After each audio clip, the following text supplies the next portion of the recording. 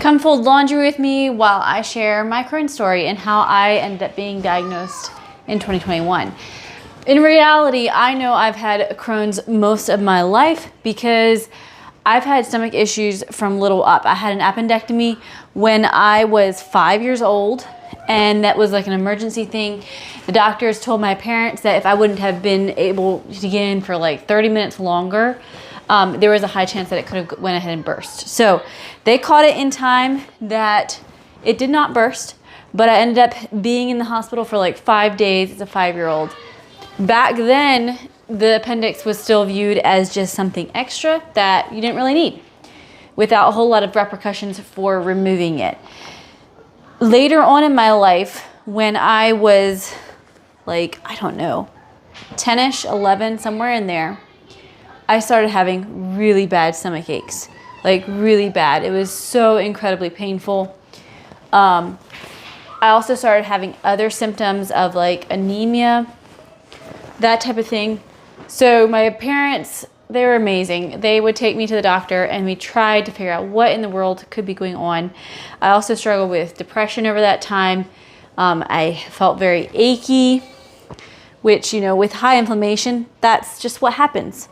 But back then, Crohn's was not, and any autoimmune condition for that matter, was not something very common. You didn't hear about Crohn's very much. It was something that was still very much new to the medical field. Not many people had it or were diagnosed, or anything like that. We did discover that wheat tended to make my symptoms very much worse, which totally makes sense because wheat is one of my trigger foods for Crohn's. So for probably 4 or 5 years there, I went off of wheat and I did so much better with that. Anemia slowly but surely got better.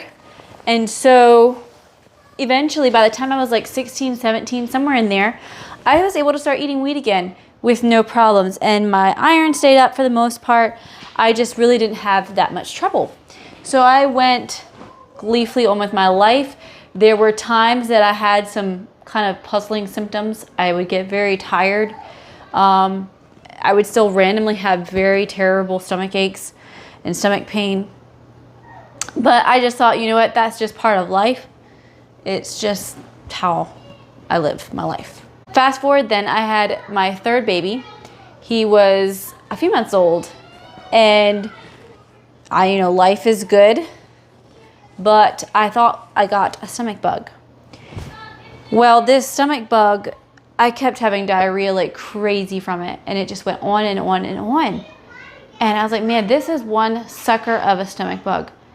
I couldn't figure out why, it was so bad. The urgency was terrible.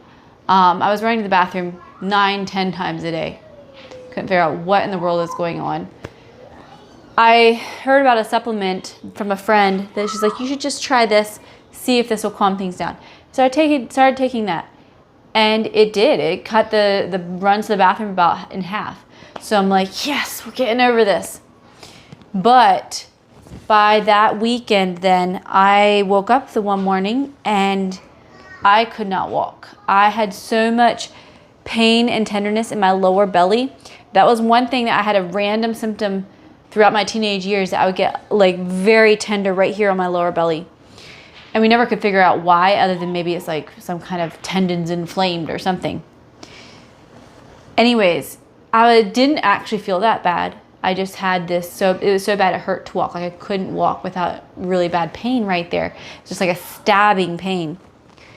So my husband was gone, and so he couldn't help me.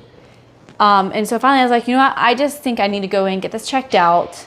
It's probably some kind of infection. They're gonna send me home on antibiotics and I'll be fine. Like, it's stupid, but I kind of have to do what I have to do. I have 3 little kids. I can't just be laid up and can't walk or like take care of them at all. So I called my mom, got her to come and take me into the hospital, to the emergency room. And I, still sitting there kind of in denial of everything that's going on. They ended up deciding to do an ultrasound on me just to see what was going on. And they said, as soon as they got me back from the ultrasound and got my results back, they said, we're not sending you home. There is so much inflammation in your pelvis. we're really concerned about you, and your numbers, like my white blood cell count was through the roof. It was just insane. One other symptom I forgot to mention was that every evening for the past week, I had been having a low-grade fever. It was so random, so weird. It felt so off to me. Like, I'm trying to get over this stupid stomach bug and I'm having a low-grade fever. Anyways, it was weird. So they actually transferred me to a hospital that was just a higher hospital in that it had better equipment and just more resources for what they thought was possibly going on with me. So I ended up being transferred there.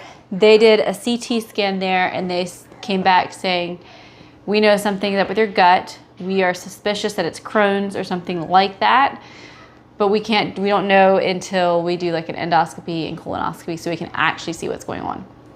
So they didn't want to do that though until things had calmed down because there was so much inflammation throughout my body. So they ended up doing IVs, they put me on a liquid diet, sent me home a few days later and said, check back in with us in like 2 weeks or something like that, and we'll see if we can do colonoscopy then. Well, within the next week, the fever had gone at first when I was in the hospital. Within a week, I had bad fever again. I was feeling really, really sick, and so I went back to the hospital. They admitted me again and they said, you know what, we gotta know what's going on. And so they went ahead and did the colonoscopy and endoscopy and diagnosed me with Crohn's. So that's how I officially got my diagnosis. This has been 5 years ago. So I was 24 at the time. And it's been a journey since then. It was actually really nice to actually have a diagnosis, to know how to actually deal with it. It's actually given me a lot of tools to actually heal my body. I've been able to do what the doctors have told me is impossible, in that I've been able to manage it completely naturally without medications. Obviously, I had to go on steroids when I was first diagnosed to kind of get things back under control. And then one other time I had a really bad flare that I did have to go in for steroids. But other than that, in the last 5 years, I have been able to manage it naturally through supplements and diet and things like that. So I feel very blessed by that. That is such a huge gift because I know not everybody can do that. In reality, as I look back to, when I was a kid and everything, I know I had Crohn's probably most of my life. I'm guessing it was some kind of repercussion from having the appendectomy, whether the Crohn's stuff started before the appendectomy or afterwards, and the appendectomy just, exacerbated the symptoms and made it, come on fully later down the road. I don't know that, obviously, but I'm guessing it was a combination of things. And like looking back to my teenage years, the symptoms are like all the same of what I would have today if I was in a Crohn's flare. So it's very interesting to think about the fact that I've had Crohn's probably most of my life. But the cool thing is that God has redeemed it so much. He's taught me so much through it. I've learned so much about health and supplements and things to do for my body to help support it.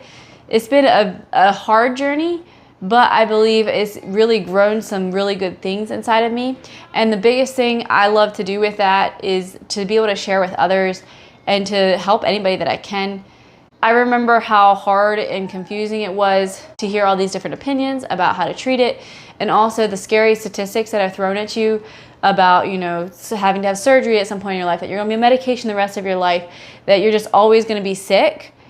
And I just do not agree with any of that. I've had a very full life. I still have on occasion different Crohn's type things that come up, but as a whole, I'm able to live my life very normally, and it definitely has not been a death sentence for me in any shape or form. If you've just been recently diagnosed with Crohn's, I love the chat. If you have questions, let me know. I am here. I want to share everything I know with you. I want to help out as many people as I can because I believe we can defeat this. God has given us the tools to live healed and whole. We don't have to live in pain all the time. And I want to give everything that He's given to me to others and help them out as well. Thank you for listening.